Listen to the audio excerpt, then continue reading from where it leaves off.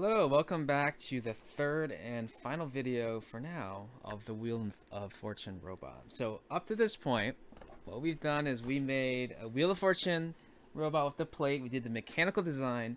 We made it spin with one battery.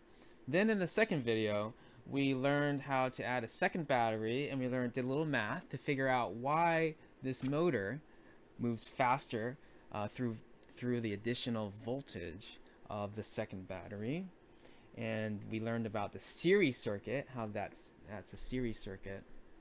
We have the two battery houses that are connected to one another. And in this video, what we want to do is, how do we add a button to it, right? Right now, in order to turn it off and on, I take these like wires, right? And if I connect it, it turns on.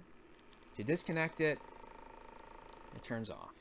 So the downside of that is that, maybe I keep doing this off and on, and maybe I might bend the wire or some things. Maybe that something might break. So if you do that constantly, yes, that's something that could happen. So, maybe we can improve that. Another thing that could happen is, whenever we have wires like this and turning it off and on like this, maybe we'll take the wrong wire off or wrong wire on and then kind of get confused and then have to rewire it. That's not a bad thing, because we can practice and we can look at our notes and figure out how to wire up our robot again. That's not necessarily a bad thing.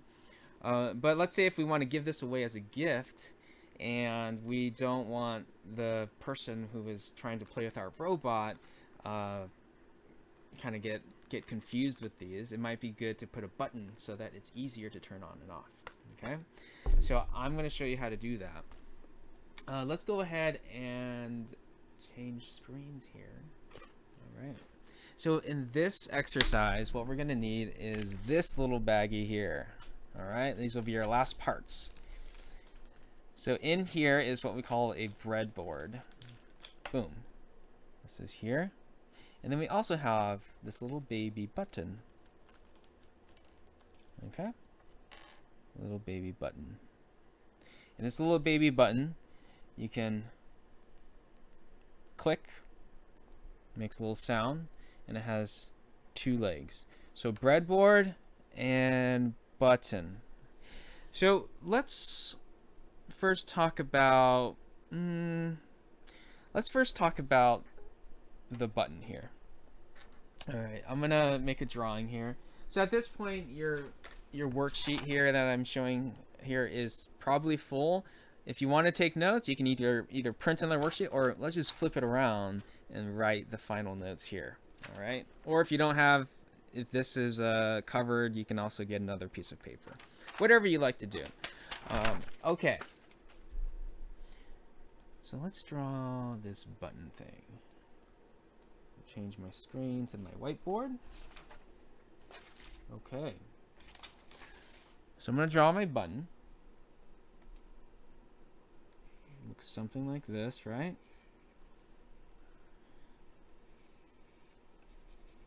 And we have two legs. All right. And I'm going to call them A and B. So here's the thing with the button. All right, you can either press it by clicking down, or not press it by letting go. So press, when you press down, something happens. When you let go or don't press,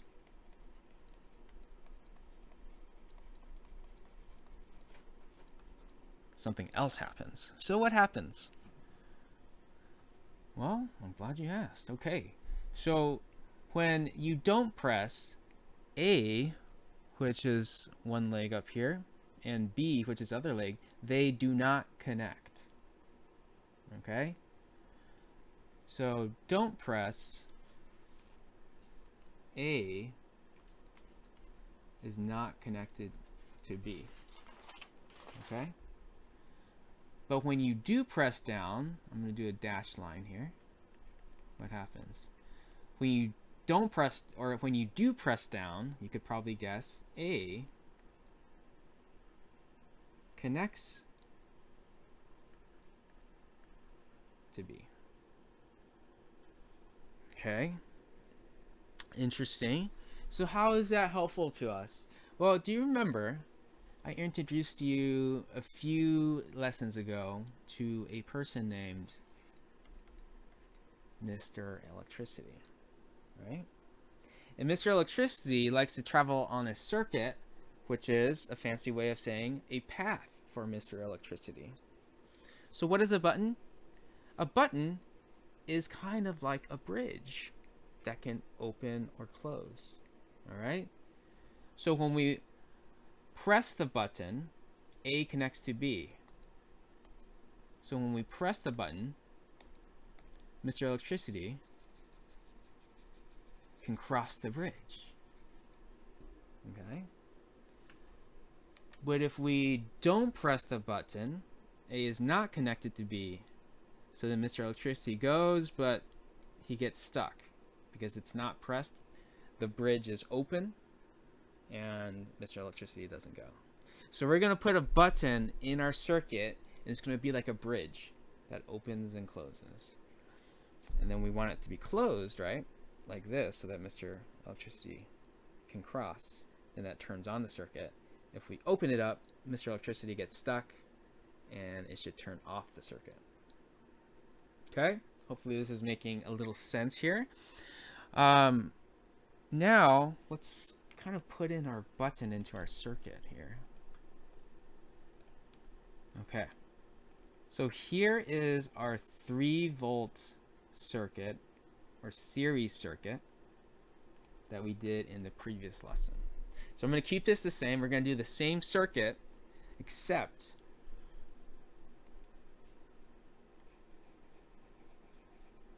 we're going to break the path here, down here. So you could redraw this in the back of your paper here. Okay. Like back here. You don't want to erase your previous circuit because you want to keep that. You can redraw this. So I'll give you might want to pause the video and redraw this circuit. But then we're going to add a button. So let's go ahead and draw our button here. Zoom back out.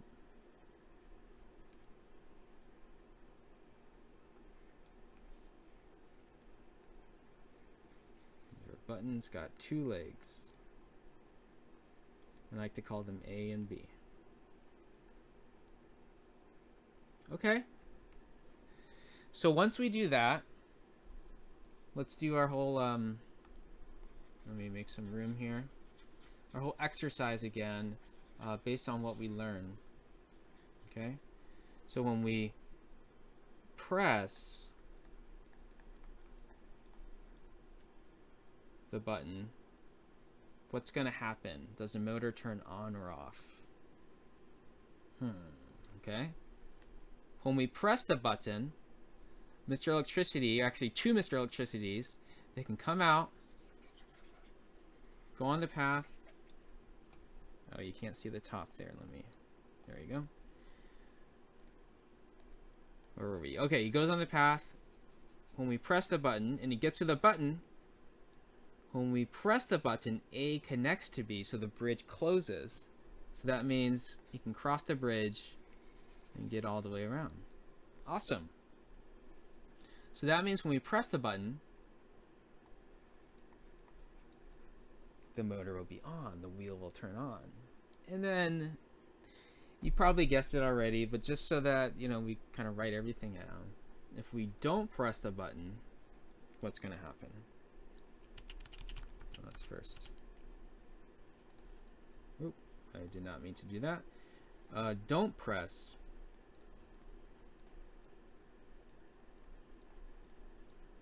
It's going to be off, right?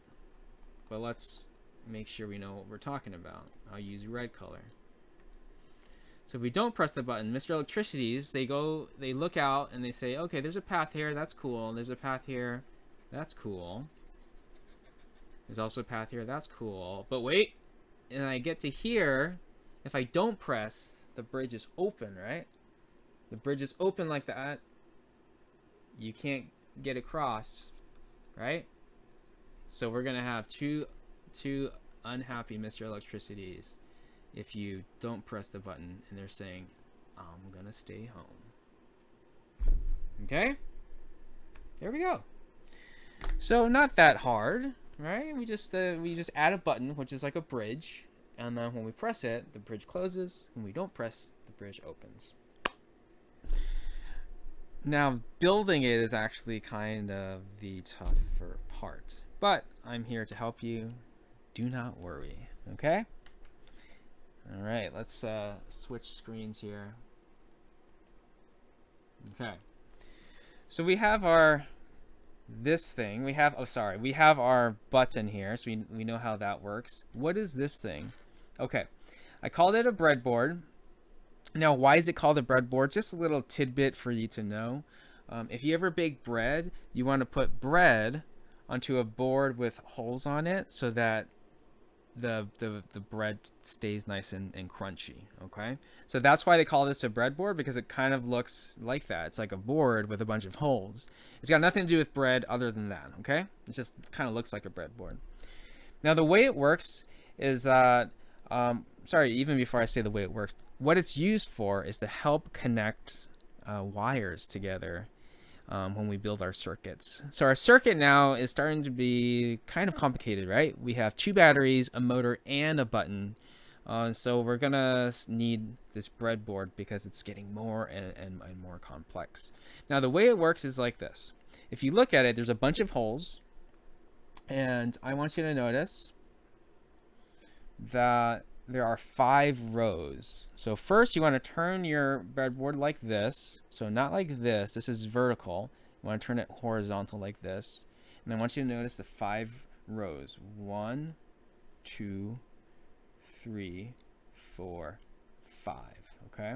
So these are like holes, kind of like gopher holes. Like in the backyard or a lawn, you'll have gophers. They make tunnels, right? Some of the tunnels or some of the holes connect to each other. Like if the little gopher went into this hole, he can come also out of this hole or this hole or this hole or this hole. Okay? So the rule is this. If you have a hole that is on the same row, then they are connected together. So all the holes in the row 1's connected, all the holes in row 2 are connected, and so forth. All right? There's a 1, 2, and 3 number here. I don't know if you can see it, but if you look on yours, 1, 2, and 3. What I'm saying doesn't match those numbers, so don't worry. Yeah, don't worry about those numbers right here, okay? So when we look at it, this is row 1 up here, 2, 3, 4, and 5. Okay, so just so we kind of know, kind of doing a little exercise, you see I've got 2 more wires here. We have a red and a black. So if I want to connect these 2 wires together, I can go like this, and then they are connected, right? But let's say I don't want to hold it like that all the time. I want them to kind of be stuck together, but these don't stick together, right? What you can do is just put them in the same row on the breadboard. So I could put one wire into row 1, and then put the other wire into row 1 too as well. And now, since these are on the same row, these are now connected together because there's one tunnel, that like a gopher hole tunnel, that connects them all. See, same row. There you go. That's all it is. So if I wanted to do this though, if I took the black wire and put it down here, excuse me, these are no longer connected because look, the red wire is on row 1, but the black wire is on the 2nd row. That's not connected. If I wanted them to connect again, I could take this red wire and put it also on row 2. And it connects. Okay, now they're connected again. All right. So here's what we need to do. We're going to take this breadboard, make sure you put it hamburger wise. Okay, if you turn it like this, everything gets confusing and messed up. So make sure it's hamburger or horizontal. You take your button and you have 2 spikes here, right? Let's stick it right here on the top. So you're going to use row 1 and row 3. Okay? You stick it in there. And keep that in mind. Row 1 and row 3. I'm just going to put that there for now. All right? Move this. And then I'm going to grab this crazy circuit that we built already, our series circuit. All right? And let's try to build what we have drawn up here. I'm going to make it a little bit bigger, because I know we have a lot going on, okay? Okay, here's my breadboard here. Okay, you know what? Let's just build this thing from scratch. So I'm going to take apart my circuit. Don't worry, we've learned a lot. We can do it again. Okay. All right. So I have, this is my B1 battery. This is my B2 battery down here. And then this is my motor over here. All right. I know there's a lot going on. I'm going to go slowly. All right. And then this is my breadboard and button here. All right. Let's first do the easy parts, I think. So the first thing is, let's connect B1. And actually, let me do this. I have my drawings kind of messy right now. So I'm going to just undo a lot of this stuff so it's not as messy, so you can see everything. Okay. There it is. So the first thing I want to do, let's connect B1 to B2. And I'm going to use this blue color as we do this, okay? Let's do this connection. B1, see I'm highlighting in blue in the top right. Let's connect B1 to B2. Okay, B1 is right here, and I have the minus of B1, which is this wire right here, connects to the plus of B2, which is this wire right here. So these need to go together, and I use my yellow wire to do that. Okay. All right. Okay. So far, so good. Now let's keep going. If you look at my top right, I'm going to color in blue. The plus of B1 needs to connect to the plus of the motor. The plus of B1, this is my B1. The plus is red, so it's this one. The plus of B1 needs to connect to the plus of the motor. My motor is right here. The plus is the red wire. Okay? So these need to go together, and these easily go together. So that's nice. Boom. All right. So far, so good. Let's also do, all right, this is where it gets a little tricky. The minus of the motor needs to connect to A of the button. So you see I'm coloring it in right now. The minus of the motor needs to connect to A of the button. So let's look at our button. It's right here. Okay, which row is the A leg in? So which one's A and B? It doesn't really matter. You just gotta pick one. I'm gonna say the top row or the top leg is A. So let's just check. Okay, there. Yeah, so row number 1 has my A leg into it. All right, so then that means if I need to connect the minus of the motor, which is right here, okay, the minus of the motor, let's make sure this is my motor. Yeah, my motor's right here, and the minus of the motor is this wire, the black one. This needs to connect to the A leg of the button, which is on the top row, or row 1. So I can put it in this hole, or this hole. I'm just going to do this one on the outside. Okay. Remember, it's on the same row as that A leg, so they're connected because there's a gopher tunnel that connects them all. Okay? Hanging in there? You're with me? You're with me? Okay. Now the last one is the B leg needs to connect to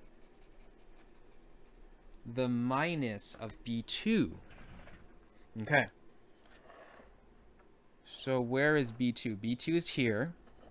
the minus of B2 is this wire here. This needs to connect to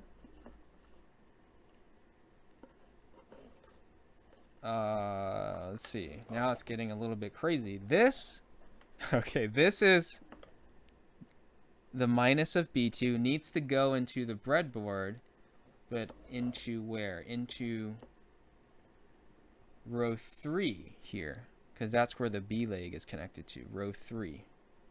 But this doesn't reach, okay? That's one. And secondly, this is a socket right here. This socket will not fit into the breadboard, so I'm stuck. Should I just give up? Is it over? I'm done? I got so close and I wasn't able to do it? Of course not. Okay. Look, we've got 2 more wires here. All right.